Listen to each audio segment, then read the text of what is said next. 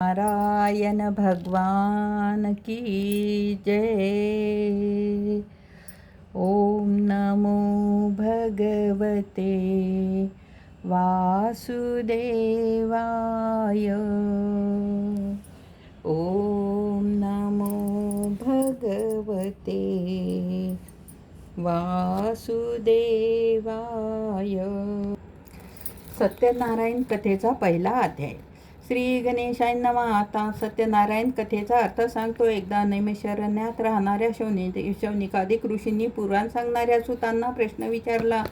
ऋषी विचारतात, हे मुनी श्रेष्ठा, मनातील सर्व फले कोणत्या व्रताने अथवा तपश्चर्येने मिळतात ते ऐकण्याची इच्छा आहे, कृपा करून सांगा.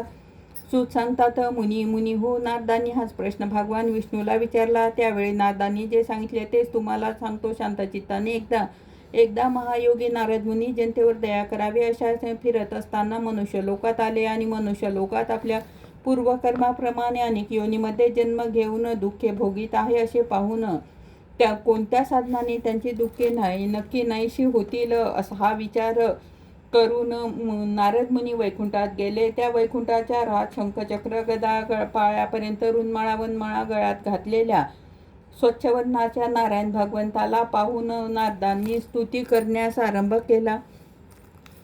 त्या नारद म्हणाले, ज्याचे स्वरूप वाणी व मन यांना न कळणारे आहे, जो अनंत शक्तिमान आहे, जो उत्पत्ती मध्य व नाश यांना रहित आहे, मुळाचा निर्गुण आहे, जगाच्या आरंभकाळी 3 गुणांचा स्वीकार करतो, जो सर्वांचे मूळ कारण असून भक्ती व दुःखी यांना नाहीशी करतो, त्या नारायण भगवंताला माझा नमस्कार असो. नारद मुनींनी केलेली स्तुती ऐकून भगवान विष्णू नारदाजवळ भगवान म्हणाले, हे मुनिवरा, आपण कोणत्या कामासाठी आला? तुमच्या मनात काय विचार चालू आहे ते सर्व मला सांगा, त्याचे समर्पक उत्तर देईन. नारद म्हणाले, हे भगवंता, मृत्यू लोकात सर्व लोक अनेक प्रकारच्या पाप कर्माप्रमाणे अनेक योनीमध्ये जन्म घेऊन दुःखे भोगीत आहे. नारद म्हणाले, हे भगवंता, आपली कृपा जर माझ्यावर असेल तर त्या सर्व लोकांची दुःखे अशा लहानशा कोणत्या उपायाने नाहीशी होतील ते ऐकण्याची इच्छा आहे. भगवान म्हणाले, हे नारदा, लोकांवर कृपा करण्याच्या हेतूने जो तू प्रश्न विचारला तो फार सुंदर आहे. म्हणून जे व्रत केल्याने जीवांची सर्व दुःखे नाहीशी होतात ते व्रत मी तुला सांगतो, श्रवण कर. हे वत्सा नारदा, तुझ्यावर माझे प्रेम असल्यामुळे लोक सर्व स्वर्ग लोकात किंवा मनुष्य लोकात आजपर्यंत कोणालाही माहीत नसलेले महापुण्यकारक असे व्रत आज तुला सांगतो. या व्रताला कोणी सत्यदेव, कोणी सत्यनारायण विधीपूर्वक केले असता हे व्रत करणारा मनुष्य या लोकी सर्व काळ सुख भोगून शेवटी आनंदरूपी मोक्षपदाला जातो. भगवान विष्णूचे भाषण ऐकून नारद मुनी विष्णूला म्हणाले, हे नारायणा, या व्रताचे व्रत काय, याचे फल काय, याचा विधी काय?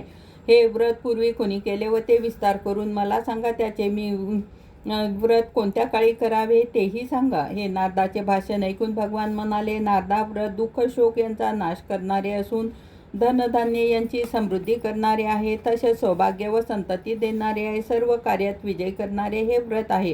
हे व्रत भक्ती व श्रद्धेने युक्त होऊन केले असता बांधव यास धर्मावर निष्ठा ठेवून प्रदोष काळानंतर सूर्यास्तानंतर हे व्रत 2 तासांनी सत्यनारायणाचे पूजन करायचे. शुद्ध केळी, दूध, तूप, साखर, गव्हाचा रवा, केलेला प्रसाद भक्तियुक्त अंतकरणाने सत्यनारायणाला अर्पण करावा.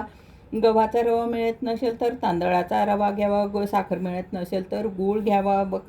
सर्व वस्तू सव्वाप्रमाणे एकत्र करून आपले बांधव व इष्ट याचा प्रसाद अर्पण सत्यनारायणाला अर्पण करावा. आपले बांधव व इष्टमित्र यासह सत्यनारायणाची कथा ऐकून ब्राह्मणाला दक्षिणा द्यावी. नंतर बांधव व ब्राह्मण यासह भोजन करावे. नंतर भक्तीने प्रसाद भक्षण करून सत्यनारायण समोर गायन नृत्य करावे. देवालयात करून सत्यनारायणाचे स्मरण करीत घरी यावे किंवा पवित्र देवालयात ठिकाणी करावे. पूर्वी सांगितल्याप्रमाणे भक्तिभावाने व्रत केले असता मनुष्यांच्या सर्व इच्छा पूर्ण होतात.